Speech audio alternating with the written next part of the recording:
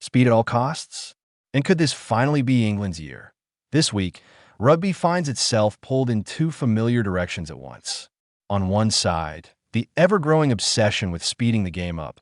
Fewer stoppages, fewer scrums, fewer pauses for breath. On the other, the arrival of the Six Nations, rugby's most enduring annual argument about tradition, evolution, and who might finally get it right as ever. The two themes are more closely linked than they first appear. Speed for speed's sake? Another year, another tournament, another set of law trials and tweaks, all wrapped in the same well-worn language. The stated aim, according to Super Rugby Pacific, is to reduce stoppages, inspire positive play, and simplify the officiating of the game. Inspire is doing a lot of heavy lifting there. There is no doubt that fewer resets and less dead time can improve the viewing experience. Nobody enjoys standing around waiting for a scrum to be reformed for the fourth time, nor do fans relish interminable delays before the ball is put back into play. But tweaking laws to reduce scrums or penalize minor technical infringements hardly feels inspirational. Efficient, perhaps. Necessary, occasionally. But inspiring? That feels like marketing copy rather than sporting philosophy. Loose pass remains uneasy with the relentless cycle of law trials, law interpretations, and micro-adjustments, all seemingly aimed at the same end point. Make the game faster, even if it means sanding down some of its defining edges. Rugby has undeniably become quicker, more fluid, and more entertaining over the past 2 decades. But that evolution owes at least as much to the transformation of the athletes themselves as it does to the law book. Players are fitter, stronger, faster, and more skillful than ever. Coaching has improved exponentially.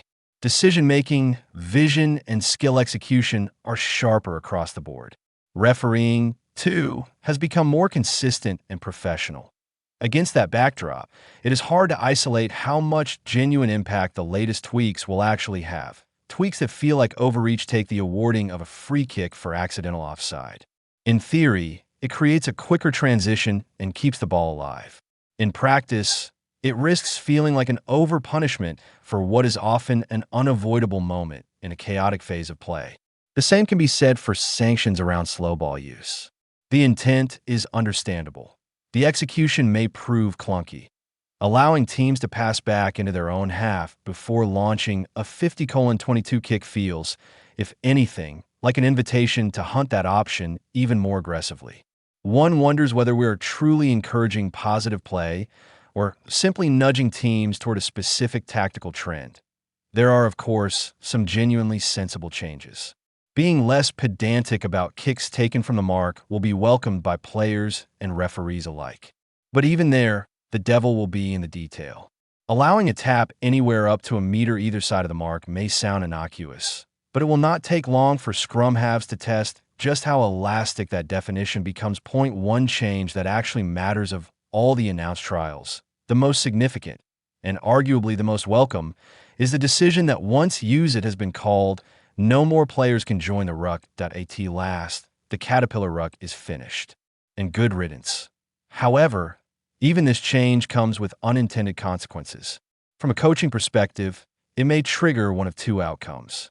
Either rucks become depowered defensively, with minimal contest and defenders fanning out across the field, or defenders immediately counter-ruck to disrupt the scrum half before the ball is played.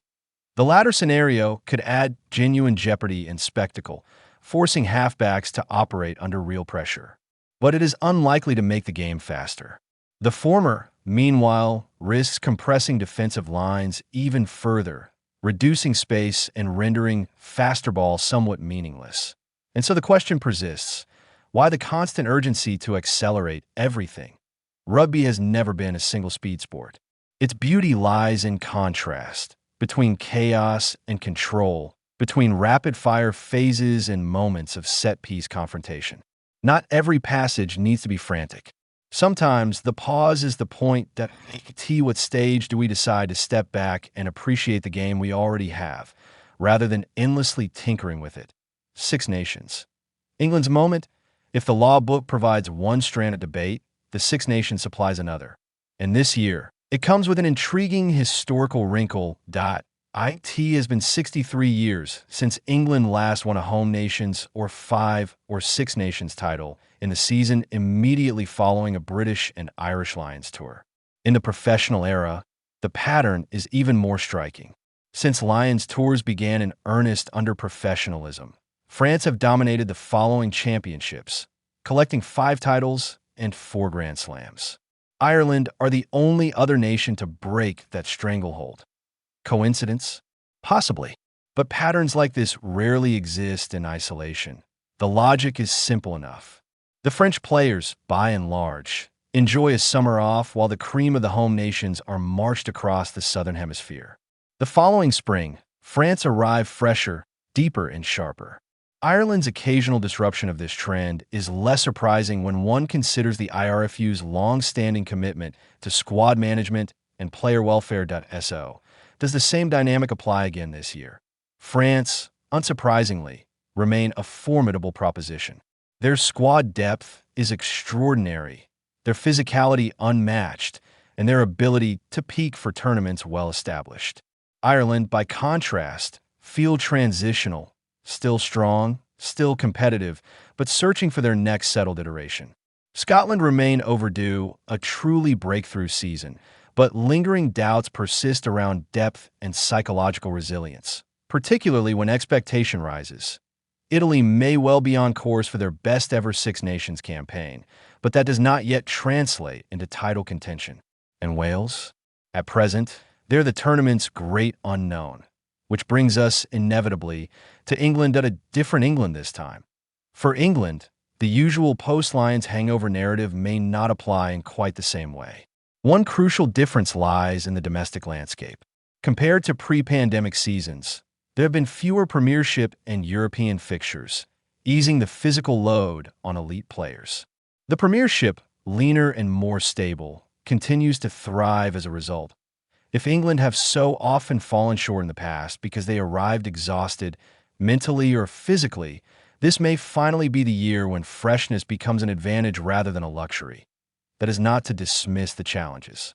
England still have to confront 2 enduring hoodoos: winning in Paris for the first time in a decade and securing a second consecutive victory at Murrayfield.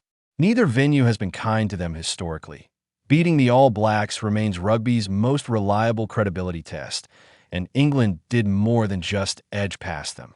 They dominated the final hour, outscoring New Zealand 33-7 in a display that blended physical authority with tactical intelligence. Argentina, meanwhile, were swept aside by a fast, ruthless start from which they never recovered. The reward was England's first unbeaten 4-test November in a decade. Not a coincidence, but a marker of consistency and confidence. There is depth across the squad now, not just in numbers but in profile. Youth and experience are blended intelligently. There are multiple game-changing players beyond the headline-grabbing talents. Henry Pollock may dominate column inches, but he is far from the only difference-maker. Crucially, England looks settled. Under Lee Blackett, the attack has developed clarity and variety, shedding the rigidity that once defined it. Players appear comfortable in their roles, expressive without being reckless, structured without being stifled. There is also a sense of continuity. Much of this squad feels like the nucleus that will travel to Australia in 2027, lending the group a shared sense of direction rather than short-term improvisation. Defying history, to win the Six Nations this year, England would have to define not one, but several historical trends.